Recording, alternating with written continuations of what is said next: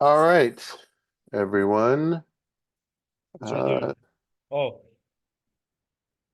we can watch it. Yeah. Do you have my highlighter? okay, so it's a little after 4. I thought we'd get going. Um, this probably will be a short class because it's just this one form, but I decided to teach this form. Uh, Number one, because it's a great source of income for you agents, um, to get referrals. Find somebody if you have a client who's moving somewhere, refer them to somebody in the wherever they're moving to. I did it not too long ago with my sister-in-law. She was moving back to Texas, so I found an agent in Texas and got a referral fee. It's a great source of additional income. So, and the other reason why I'm teaching it is that I've seen it, because I have to sign it as the broker. I've seen it done incorrectly so often that it can create problems. So that's the main reason why I'm teaching this, to make sure you do it right, because otherwise it could be a worthless piece of paper by the time you finish it. So let me share my screen. Let's see.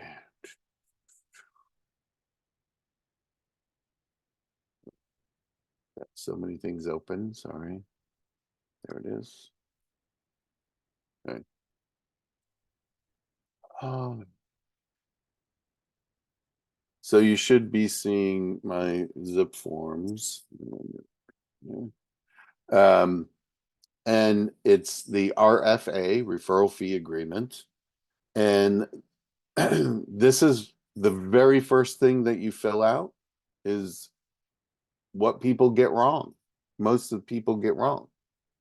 Not knowing who the referring broker is, or who the recipient broker is. That's the most important thing to get right, because you get it wrong, then it's not going to accomplish what you wish it to accomplish. So, who's the referring broker? So, if you are referring someone to another agent and expecting money back for this referral, then you are the referring agent. Now, if you are the one in receipt of the referral, you are the recipient broker. So it sounds easy, but like I said, I see this wrong 40% of the time.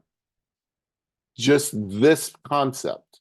So the referring broker is who is referring the client. So if you're referring the client, whatever brokerage you're with, it would be Keller Williams, Calabasas, Westside, um, uh, um, uh, Larchmont, or Studio City. So, so that's sorry, I'm trying to get there. We go. Um, that's the most important thing. So you're the one referring the person or client. So that's the referral agent, referring broker, excuse me. So it's always the brokerage, because commission is owed to the brokerage. Then you as the agent. Fill in the address, fill in the phone number, fill in the email, and then who is getting this referral? What's the brokerage that is getting this referral? And you would, if you from Calabasas is referring somebody to Westside, so Calabasas would be the referring broker. West Side would be the recipient broker. So so it's as easy as that. Who is expecting to be paid? And if you're expecting to be paid, you're referring somebody. You expect some money from them, from the other brokerage. So you're the referring broker. The principal, fill out the principal, at least the name, the email address, a phone number, some sort of identifying feature. Don't leave it blank, because it all stems from who are you referring. You leave it blank, then you are you leave it blank, then it could be up to, well, you didn't send me something. You didn't refer me anybody. Fill it out. And if it's coming from the other side, make sure they fill it out too. It's all about as accurate the information that you can get. So that's it. It's the referring broker who's getting paid for giving somebody a client, the recipient broker who is getting the client and owing the referring broker, and then the principal. Now, the next section is where people make mistakes also. So I want to read this to you. In consideration for receipt of the referral of principal from referring broker, it's even right there, and people still get that referring and recipient wrong. Recipient broker agrees to pay referring broker as follows. Usually it's a percentage of the total gross compensation earned by the recipient broker based only upon the principal side of the transaction. So, meaning, if you're referring somebody as a seller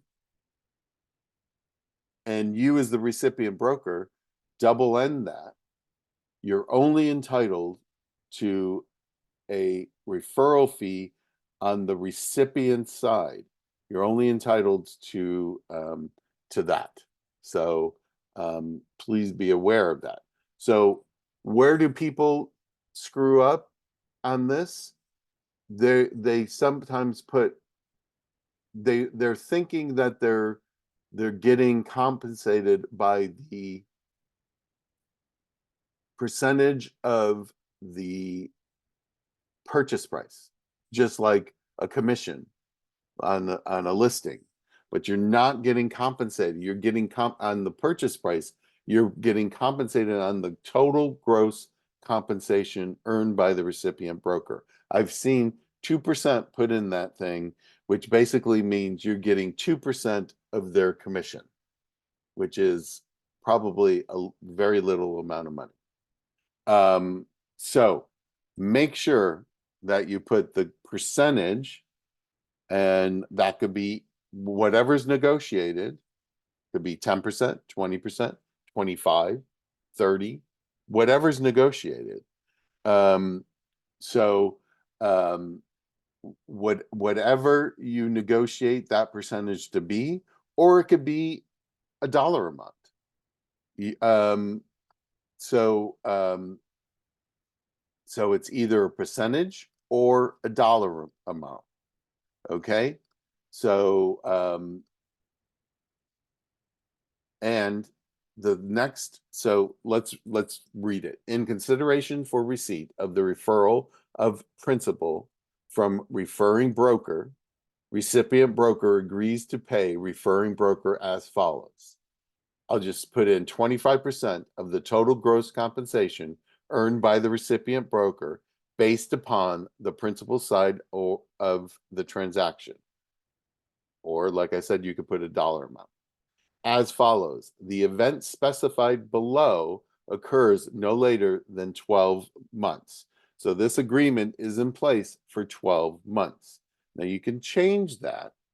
You can make it shorter, you can make it longer, but I'm telling you, as my agents, I will not sign anything longer than 36 months. Why? Because the office is only responsible for holding, per the DRE regulations, paperwork for 3 years. So after 3 years, this could be purged, and I don't want a referral fee agreement that had 10 years on it, which is really egregious, I can tell you. So the most it can be, as far as I'm concerned, is 36 months. So 36 months from the date of this agreement, and compensation is payable upon recordation of deed or other evidence of transfer resulting from the event specified below, whether closing occurs during or after the expiration time, which means you could be up to the end of this agreement, and if they enter into escrow prior to the end of the agreement, but close after it, it's still payable. Janice, your question, the referring broker, do we put Keller Williams Studio City and Rich Pisani? No, you would put Keller Williams Studio City and your name, or whatever the name of the agent is. So, so that is the agreement. Now,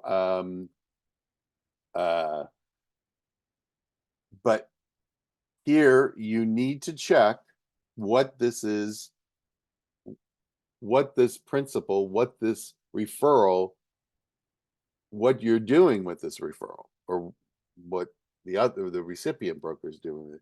Are they entering enters or already has entered into a contract to buy, to sell, or to lease? So check off what this is for. Is it buy, sell, or lease? Don't leave it blank. And if it's to sell a property, I would put in the address of the property right here. So other terms, if there were, somebody's going to pay for the TC, those terms would be there, or it would be deducted. Some people do that. When I write a referral agreement, I usually just go for just the straight referral, not trying to get fees back or anything like that. So that's the agreement, and it needs to be signed either by the broker, myself, or your office manager, which is your team leader. So the referring broker name, is it the broker? If it's the broker, put broker in my name. If it's the office manager, put the office manager's name, and then the license number of the brokerage, not your license number, not the broker's license number. It's the DRE number for the brokerage.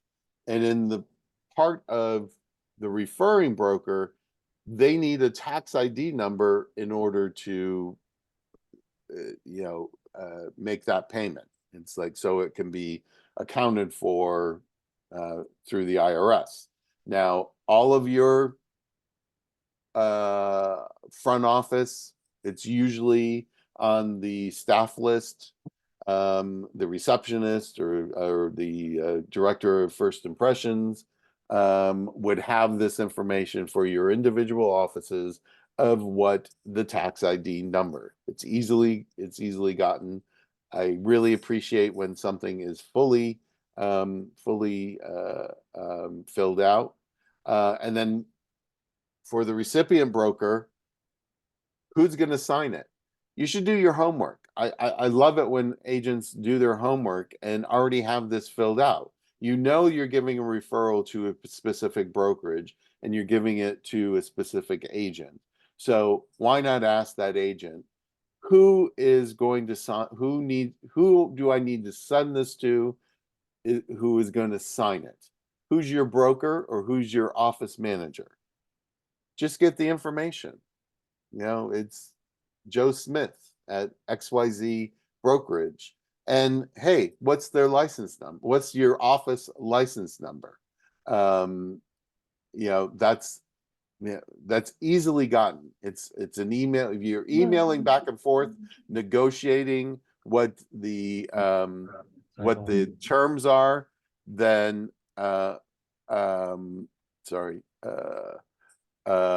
then it's easily to get that information. Sorry. Great. So that's the form, guys. That's it. Now, do I have any questions about this form? Rich, it's Jasmine. Yeah. I have two questions. The first one is it always the referring broker, regardless of the state, who initiates this form or No. should initiate the form? No, not Okay. necessarily. Um, Yeah. okay. And if we are in receipt, we are the referring agent, Right. and a form is sent to us outside of the state of California that looks something wonky, we can just run it by you before Sure. anything is filled out and say, is this Sure. acceptable or not? Because Sure. I've seen a few that I'm like, what is this? You Right. know? Sure. Absolutely.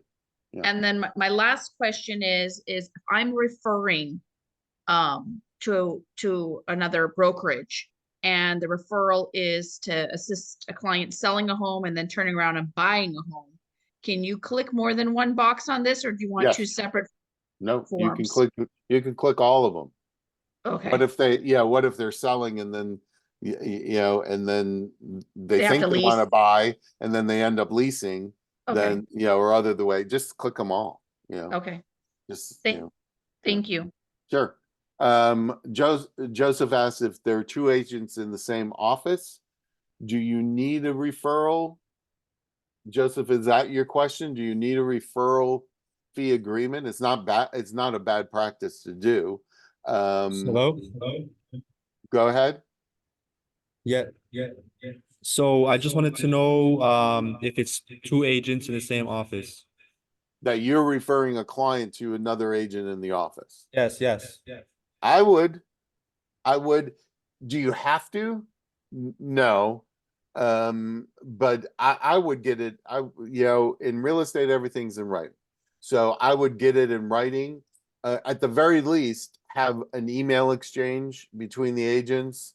I'm going to give you this client and for blah blah referral. Make sure that they acknowledge it in the email. But really, I've signed referral fee agreements between two agents in the same office all the time. So yeah, that's my preference on how to do it. But because what you can do then is you send this referral fee agreement already executed, signed by everybody to the your office MCA, and they will hold it. And then you say, hey, that referral fee that you have sitting there, that's coming. We're in escrow. The lease is up, blah blah blah. Let's get ready. This needs to be paid, and let's be on the lookout for the check. So, okay. Any other questions? Thank you. Sure. Any other questions? Yes, Rich, do we Yeah. need to do any of the office disclosure, or we are not No. concerned with that when This is basically a referral. It's like I'm giving you a client, you do all the paperwork, and you just give me money. That's all I it got is. it. Thank you. Yeah. Yes. Yeah. Okay. It's the best kind of thing, best kind of paperwork. You don't have I have to a question. Sure, go ahead. So this is between broker and broker, client, agent and agent. Is it something we have to get signed by you if we choose to give a referral fee out of our own commission to another client who referred to us? To a client or to a client. So if I said my client in a marketing strategy, let's say you refer a client, you said if you'll give them that's $500 for a client that closes escrow, and it's out through escrow. do I have to get a signature from you on a Wait, form but in order? is the client in escrow with this person, or you're talking about a totally separate No. client? Right, so I have Mrs. Smith referred Jones. And then doing so, I told Mrs. Smith, anyone she refers to me, I will give her $500. Okay, So, that doesn't happen through escrow. okay, so they can't pay it out through No. like out of my commission, they can't pay through escrow. No, Oh, okay, commissions, a misunderstanding that I got. I mean, Okay. no. If you can credit your client who's in escrow, but you can't pay somebody outside of escrow from your commission. What you do with your commission after Right. the close of the sale is up to you and your tax person. So anyways, Rich, one question. sure. If I get, like, for example, a $10,000 Okay, referral fee, okay. do I need to split that with the office as well? Would we go through Yes, the? this also falls under, because remember, fees are like this. It's broker to broker. It's not agent to agent. It's broker to broker. So it is subject to your split. Is subject to all of those. It's not as the fee is not as much as for a regular transaction, but there still is a transaction fee, and I would check with your MCA as to what that transaction fee is. But the split is also comes into play. Sure. Thank you. Any other questions? All right. Well, any other questions about anything else? Because I'm here. All right. Rich, what's the latest news on the commission The lawsuit? latest news is that everything is kind of, all these cases they're trying to consolidate. That's one thing, that they're trying to consolidate all these cases. As far as how we do business and how do we do business differently, no, we don't do business differently. We do business just as we always have. When we're taking a listing, we talk about compensation to the cooperating broker with your seller. If your seller says, I don't want to give any cooperating broker compensation, then you have to take that into account. One thing I will say is, going into the listing appointments, do not automatically fill in commission amounts. Do that when you're meeting with your client. It's just a dangerous practice to get into, is already having those pre-filled in. But have the conversation with your seller. There will be an advisory coming out. Probably they're trying to rush it, but I don't think it'll be rushed prior to the June release of forms. But there will be like a commission advisory that will be given to sellers and buyers to talk about compensation. So for those of you who haven't heard me, because I've talked to Larchmont today and Studio City last week, at CAR a couple weeks ago when I was in Monterey, CAR board of directors voted to make sponsor legislation to make buyer broker agreements mandatory. So that is on track. That is coming down the line. So everybody should be starting to do buyer broker agreements when you're working with a buyer. Other offices are making it mandatory. I haven't yet, but I may. We'll see, because that's the way it's going to be. So we should start getting used to it. I did do a couple of classes on it. So those are recorded, and go and look at them. But if we're working with buyers, then we should have a buyer broker agreement in place. It saves, it helps you with procuring cause. It helps you with your compensation, because I'm hearing sellers are not, there are those sellers out there who aren't offering compensation to a buyer's agent. That doesn't mean if you have a buyer who can't pay that you're dead in the water. It's always a negotiable, term. Check with, Eula asked, where can we see these? Check with your office, agent services, or check, or the MCA, as to where each office has these stored. Every office has them stored someplace else. So, and this will be, this class will be, this is recorded, and it will be available to go over for those of you who got there late. So that's basically about the commission. The Department of Justice, a lot of agents have heard that the Department of Justice made it mandatory that there is no compensation given to any buyer's agents. That's not true. That rumor is not true. The Department of Justice issued a statement of interest in a case in Massachusetts, and in that statement of interest, they expressed that that is their want, is that no offer of compensation to any cooperating brokers. Now, that hasn't become law. It hasn't become anything. It's just a statement from them in this case that they have an interest in the outcome. Now, whether the judge takes it into account or not, I think it's short-sighted on the Department of Justice, because there are those buyers, like VA loans, the buyer can't pay any fees. So it's all of this is going to take time to work out, but it will change the way we do business. One of them is having an agreement with your buyers beforehand, as far as being paid. Sell yourself.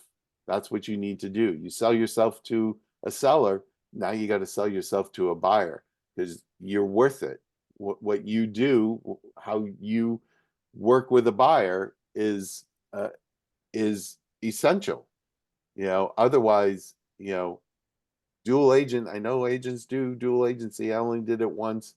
I found it a little hard for me. Luckily, I had two very good clients on either side, and everybody was friendly and everybody was being fair. But there are those that go wrong, and I think that, anyways, I don't want to get a dual agency, but are those agreements for agents and prospective? Are there agreements for agents? A buyer broker agreement is also works for tenants, Joan. So, anyways, I have a question, Rich. sure, go ahead.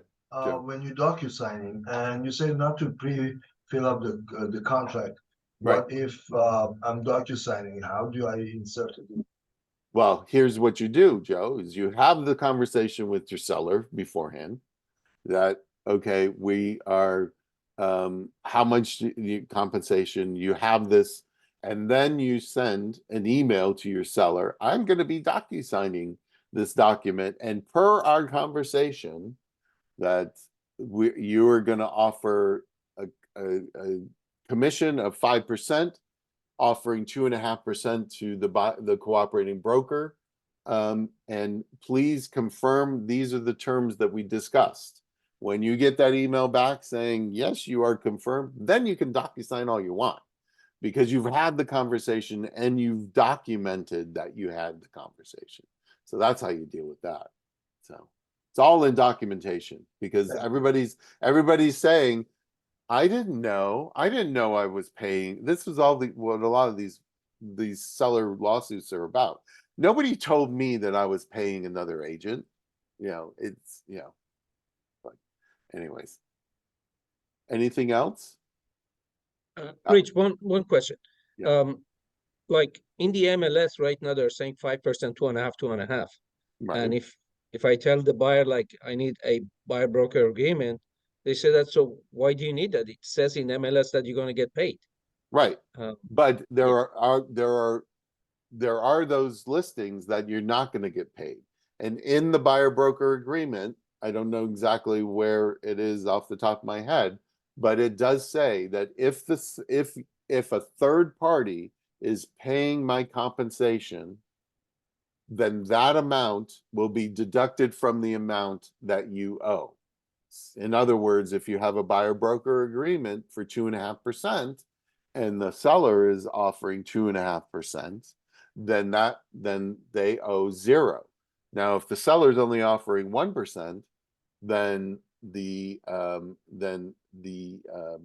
buyer owes you 1.5%. But here's the thing: if you have a buyer broker agreement in place, this is where that clause in the RPA, that I think it's Q3 something Q, that says the buyer is asking that the buyer has a buyer broker agreement in place, and the buyer is asking for the seller to pay his agent's commission using this additional form. And that's when you do the additional form where seller is offering 1%, there's a buyer broker agreement for 2%, asking the seller to pay the total 2.5%, that form. So if that's all, you can only ask that on the RPA if you have the buyer broker agreement. So that's why it's important to have the buyer broker agreement in place. So yeah, you need to explain to the buyer, hey, look, if the seller's offering compensation, and here's another thing: if the seller's offering 2%, you have a thing for 2.5%, there's nothing saying that you have to get the 0.5% from the buyer. There's nothing saying that if the seller's not willing to give it to you, you can say, okay, I'll do it for the 2%. That's part of the negotiations. So, anything else? So, so the reasoning would be when you talk to a buyer would be just this buyer broker agreement would be just in case there's no compensation on the other side. Well, but that's not the only case. This establishes that you have a relationship with this buyer, and No. any property that you show this buyer, then you are the procuring cause for. So that also is what this form is for. That you have a relationship and you are going to be showing them properties, and you are the reason why you are exposing them to these properties. Because remember, there's also additional forms that go along with the buyer broker agreement saying, I showed you this property, this property, this property, this property, and they were offering this amount, this amount, this amount, this amount, to just confirm to everybody, hey, I'm the one who showed you this. So yeah, it's not just in case they're not offering compensation. It's for so many different reasons, you know. Okay. Anything else? Not seeing any, so I'm gonna stop the recording